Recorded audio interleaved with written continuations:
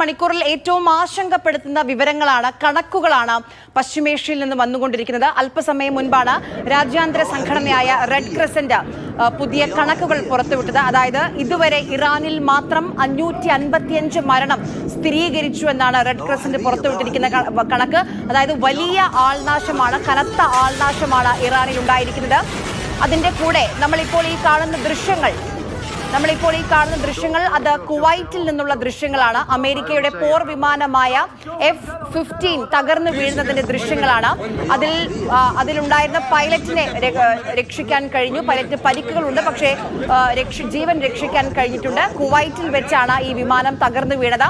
ആദ്യം ഇത് ഇറാന്റെ അവകാശവാദം എന്ന് പറഞ്ഞ് ഇറാൻ വെടിവെച്ച് വീഴ്ത്തി എന്നുള്ളതായിരുന്നു. പക്ഷേ അങ്ങനെയല്ല.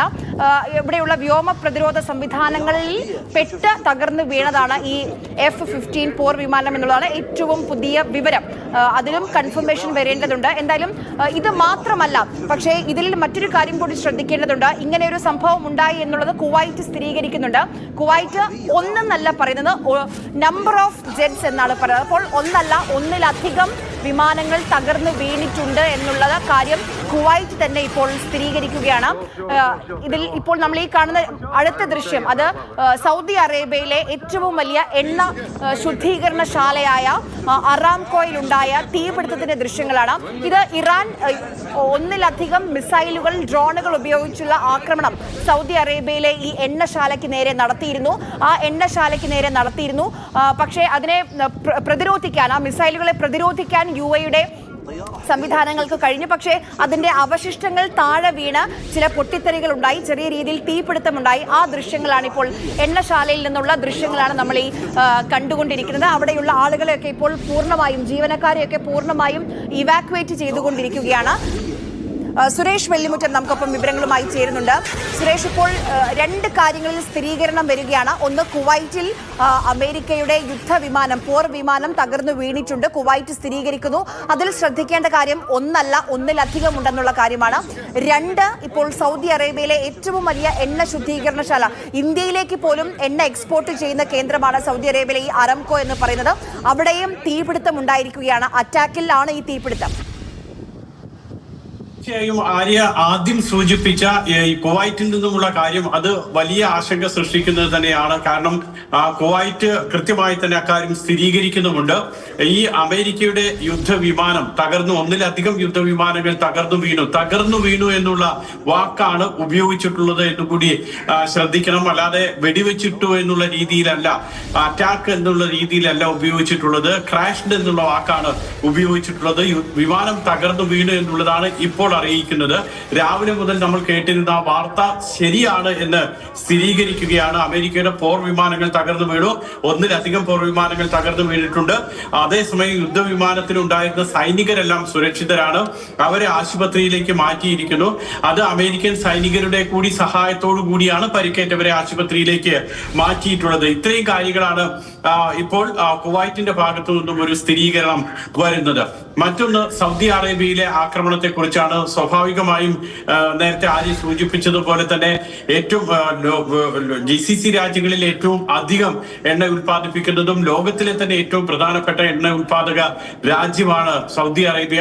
അവിടെയാണ് ഈ അവരുടെ ഏറ്റവും പ്രധാനപ്പെട്ട എണ്ണ ഉൽപാദന കമ്പനിയും അതോടൊപ്പം തന്നെ മറ്റ് റിയൽ എസ്റ്റേറ്റ് അടക്കമുള്ള മേഖലകളിൽ വലിയ നിക്ഷേപമുള്ള കമ്പനിയാണ് സൗദി അറേബ്യയുടെ നയതന്ത്ര പ്രതിനിധി തന്നെ അൽ ജസീറയ്ക്ക് നൽകിയ ഒരു അഭിമുഖത്തിൽ പറയുന്ന കാര്യം നോക്കൂ. അമേരിക്ക ഞങ്ങളെ പൂർണ്ണമായും ഒറ്റപ്പെടുത്തിയിരിക്കുകയാണ്. അമേരിക്കയുടെ എല്ലാ പ്രതിരോധ സംവിധാനങ്ങളും ഈ ഘട്ടത്തിൽ ഇസ്രയേലിനെ പ്രതിരോധിക്കാൻ വേണ്ടി, ഇസ്രയേലിന് നേരെ ഇറാൻ നടത്തുന്ന ആക്രമണങ്ങളെ പ്രതിരോധിക്കാൻ വേണ്ടി ഉപയോഗിക്കുകയാണ്. അമേരിക്ക ഗൾഫ് രാജ്യങ്ങളെ ഒറ്റപ്പെടുത്തിയിരിക്കുകയാണ്. നമുക്കറിയാം, കഴിഞ്ഞ 15-20 വർഷത്തോളമായി അമേരിക്കയുടെ വ്യോമത്താവളങ്ങൾ ഗൾഫ് രാജ്യങ്ങളിലുണ്ട്. അന്ന് ആ വ്യോമത്താവളങ്ങൾ തുടങ്ങുന്ന സമയത്ത് അമേരിക്ക ഗൾഫ് രാജ്യങ്ങൾക്ക് കൊടുത്തിരുന്ന ഉറപ്പെന്ന് പറയുന്നത് ഇറാനിൽ നിന്ന് നിങ്ങളെ സംരക്ഷിക്കും, പ്രൊട്ടക്ട് ചെയ്യും എന്നുള്ളതാണ്. ഇപ്പോൾ ആ വ്യോമത്താവളങ്ങൾ കാരണമാണ് ഈ യുദ്ധത്തിന്റെ ഭാഗമായി ഗൾഫ് രാജ്യങ്ങളും വന്നു വീഴുന്നത്. അപ്പോൾ സൗദി അറേബ്യയുടെ ഒരു ഒഫീഷ്യൽ തന്നെ അൽ ജസീറയ്ക്ക് നൽകിയ ഈ അഭിപ്രായത്തെ നമ്മൾ എങ്ങനെ കാണണം? അമേരിക്ക ഒറ്റപ്പെടുത്തുന്നു, അമേരിക്ക കാരണം ഗൾഫ് രാജ്യങ്ങൾ കൂടി ഈ യുദ്ധത്തിന്റെ ഭാഗമാകേണ്ടി വന്ന എന്ന വിലയിരുത്തൽ അവിടെ ഉണ്ടാകുന്നു. കാരണം അമേരിക്കൻ സൈനിക താവളങ്ങൾ ഉള്ളത് കൊണ്ട് മാത്രമാണല്ലോ ഇത്തരത്തിലുള്ള ആക്രമണങ്ങൾ GCC രാജ്യങ്ങളിലേക്ക് നടക്കുന്നത്. സൗദി അറേബ്യയിലേക്കും ഖത്തറിലേക്കും UAE-യിലേക്കും ഒക്കെ ഈ ആക്രമണം, അല്ലെങ്കിൽ ബഹ്റൈനിലേക്കും ഒക്കെ ആക്രമണം നടക്കാനുള്ള ഏക കാരണം എന്ന് പറയുന്നത്, അല്ലെങ്കിൽ പ്രധാനപ്പെട്ട കാരണം എന്ന് പറയാവുന്നത്, ഇപ്പോൾ അമേരിക്കയുടെ സൈനിക അല്ലെങ്കിൽ കര വ്യോമസേനയുടെ ഒക്കെ താവളം, നേവിയുടെ ഒക്കെ താവളങ്ങൾ ഈ രാജ്യങ്ങളിൽ ഉള്ളത് കൊണ്ട് മാത്രമാണ്. സ്വാഭാവികമായും ഈ ഗൾഫ് രാജ്യങ്ങൾക്കൊക്കെ അത്തരമൊരു പരാതിയോ അത്തരമൊരു ധാരണയോ തോന്നലോ ഈ ഘട്ടത്തിൽ ഉണ്ടെങ്കിൽ അതിൽ അത്ഭുതപ്പെടാനുമില്ല. കാരണം ഇപ്പോഴത്തെ ഘട്ടത്തിൽ അമേരിക്ക പൂർണ്ണമായും ഫോക്കസ് ചെയ്തിരിക്കുന്നത് ഇസ്രായേലിലും അതേപോലെ തന്നെ ഇറാനെതിരായിട്ടുള്ള ആക്രമണമാണ് എന്നുള്ളത് ഒരു യാഥാർത്ഥ്യം കൂടിയാണ്. മാത്രമല്ല, ഇപ്പോൾ ഈ GCC രാജ്യങ്ങളൊക്കെ തന്നെയാണ് ഇതിനെ പ്രതിരോധിക്കുന്നത്.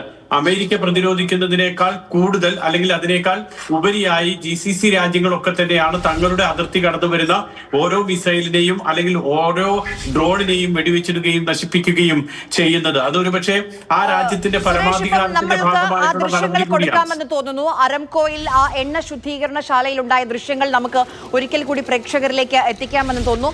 ഇത് വളരെ ശ്രദ്ധേയമായ കാര്യമാണ്. കാരണം അല്ലെങ്കിൽ തന്നെ യുദ്ധത്തിന്റെ പശ്ചാത്തലത്തിൽ എണ്ണയ്ക്ക് ക്രൂഡ് ഓയിലിന് വില വർദ്ധിച്ചുകൊണ്ടിരിക്കുകയാണ്. 4 വർഷ കാലയളവിലെ ഏറ്റവും വലിയ ഉയർച്ചയിലാണ് ഇന്ന് രാവിലെ ക്രൂഡ് ഓയിൽ വിലയുള്ളത്. നമുക്ക് ആ ദൃശ്യങ്ങളിലേക്ക് പോകാമെന്ന് തോന്നുന്നു. ബഹ്റൈൻ, ജെറുസലേം ഒക്കെ രാവിലെ മുതൽ നമ്മൾ കാണുന്ന ദൃശ്യങ്ങളാണ്. ആ എണ്ണ ശുദ്ധീകരണശാലയിൽ ഉണ്ടായ അപകടത്തിന്റെ, ആ തീപിടുത്തത്തിന്റെ ദൃശ്യങ്ങളിലേക്ക് പോകാം. ഇന്ന് രാവിലെ ക്രൂഡ് ഓയിലിന്റെ വില അത് വലിയ രീതിയിൽ ഉയർന്നിരിക്കുന്നു. 10 മുതൽ 15% വരെ വില വർധനയുണ്ടായി. ഇപ്പോൾ ഈ സൗദി അറേബ്യയിൽ ഈ കാണുന്ന ഈ അറാംകോയുടെ ഈ എണ്ണ ശുദ്ധീകരണശാല അത് ലോകത്തെ പല ഭാഗങ്ങളിലേക്ക് എണ്ണ എക്സ്പോർട്ട് ചെയ്യുന്ന, ഏറ്റവും വലിയ രീതിയിൽ എണ്ണ എക്സ്പോർട്ട് ചെയ്യുന്ന എണ്ണ ശുദ്ധീകരണശാല കൂടിയാണ്, ഇന്ത്യയിലേക്ക് അടക്കം. അപ്പോൾ അത് എങ്ങനെയായിരിക്കും നമ്മുടെ ലോകത്തിലെ ഇന്ധന വിലയെ ബാധിക്കുക സുരേഷ്? കമ്പനിയുടെ നിയന്ത്രണത്തിലുള്ളതാണ് ഈ പറയുന്ന ആക്രമണം നടന്നിട്ടുള്ള റാസ് തനൂര എന്ന് പറയുന്ന റിഫൈനറിയിലാണ് ആക്രമണം നടന്നിട്ടുള്ളത്. ഇത് ഏറ്റവും പ്രധാനം സൗദി അറേബ്യയിൽ നിന്നും ഈ മേഖലകളിലേക്ക്, അല്ലെങ്കിൽ ഹോർമുസ് കടലിടുക്ക് വഴി ഇന്ത്യയിലേക്കും ചൈന, അതോടൊപ്പം തന്നെ ദക്ഷിണ കൊറിയ, ഇന്തോനേഷ്യ തുടങ്ങിയിട്ടുള്ള രാജ്യങ്ങളിലേക്കും ഒക്കെ എണ്ണ കൊണ്ടുവരുന്ന ഏറ്റവും പ്രധാനപ്പെട്ട ഒരു റിഫൈനറിയിലാണ് ഈ ആക്രമണം ഉണ്ടായിട്ടുള്ളത്. അതും 2 ഡ്രോൺ ആക്രമണങ്ങളാണ് അവിടെ ഉണ്ടായതെന്നാണ് സ്ഥിരീകരിക്കാൻ കഴിയുന്നത്. ഒന്നല്ല, 2 തവണ ഡ്രോൺ ആക്രമണങ്ങൾ ഉണ്ടാകുന്നുണ്ട്. അതിന്റെ ഡ്രോൺ ആക്രമണം പരാജയപ്പെടുത്തിയെന്ന് സൗദി അറേബ്യ സ്ഥിരീകരിക്കുന്നുമുണ്ട്. പക്ഷേ അതിന്റെ അവശിഷ്ടങ്ങളൊക്കെ വീണിട്ടായിരിക്കണം ഇത്തരത്തിലുള്ള ആ തീപിടുത്തം അല്ലെങ്കിൽ ആ പുകയൊക്കെ നമുക്ക് അവിടുന്ന് കാണാൻ കഴിയുന്നത്. തീർച്ചയായും സൗദി അറേബ്യയുടെ ഭാഗത്ത് തന്നെ അവരുടെ വ്യോമ പ്രതിരോധ സംവിധാനം ഉപയോഗിച്ച് അത് തകർത്തു. മിസൈലുകൾ, ഡ്രോണുകൾ തകർക്കാൻ കഴിഞ്ഞു എന്ന് സൗദി അറേബ്യ തന്നെ ഔദ്യോഗികമായി സ്ഥിരീകരിക്കുന്നുണ്ട്. പക്ഷേ എന്നാലും അതിന്റെ അവശിഷ്ടങ്ങൾ വലിയ ഭാരമുള്ളവയാണ്. അതിന്റെ അവശിഷ്ടങ്ങൾ വീണാണ് ഇപ്പോൾ ഈ എണ്ണ ശുദ്ധീകരണശാലയുടെ ഒരു ഭാഗത്താണ് ഈ തീപിടുത്തം ഉണ്ടായത്. പിന്നീട് അത് വ്യാപിക്കുകയായിരുന്നു. എന്തായാലും ജീവനക്കാരെയൊക്കെ അവിടെ നിന്ന് പൂർണ്ണമായും മാറ്റാൻ കഴിഞ്ഞിട്ടുണ്ട്. ഇപ്പോൾ 2 ദൃശ്യങ്ങൾ, ഒരുപക്ഷേ യുദ്ധത്തിന്റെ ഗതി നിർണ്ണയിക്കാൻ പോകുന്ന 2 ദൃശ്യങ്ങളാണ് നമ്മൾ ഇന്നിപ്പോൾ ഈ നിമിഷം സ്ക്രീനിൽ കണ്ടുകൊണ്ടിരിക്കുന്നത്. ഒന്ന്, അമേരിക്കയുടെ യുദ്ധവിമാനമായ F-15 പോർ വിമാനം തകർന്നു വീഴുന്ന ദൃശ്യമാണ്. അത് ആദ്യം ചില സംശയങ്ങൾ ഉണ്ടായിരുന്നു. ഒന്ന്, ഏതെങ്കിലും സാങ്കേതിക കാരണങ്ങൾ കാരണം ആ പോർ വിമാനം തകർന്നതാണോ? 2, ഈ ഇറാന്റെ അവകാശവാദം ഇറാൻ വെച്ച് ഇട്ടതെന്നാണ്. പക്ഷേ അതല്ലെങ്കിൽ 3, അവിടെയുള്ള വ്യോമ പ്രതിരോധ സംവിധാനത്തിൽ തട്ടി അതിൽ അങ്ങനെ തകർന്നതാണോ? എന്നാൽ ഇപ്പോൾ ആ വ്യോമ പ്രതിരോധ സംവിധാനത്തിൽ അത് കാരണം തകർന്നതാണെന്നുള്ള ഒരു സ്ഥിരീകരണത്തിലേക്കാണ് ഇപ്പോൾ കാര്യങ്ങൾ പോയിക്കൊണ്ടിരിക്കുന്നത്. എന്നാലും അമേരിക്കൻ പൗരന്മാർക്ക് പ്രത്യേക മുന്നറിയിപ്പൊക്കെ ഈ ഘട്ടത്തിൽ അമേരിക്ക ആവർത്തിച്ച് നൽകുന്നുണ്ട്.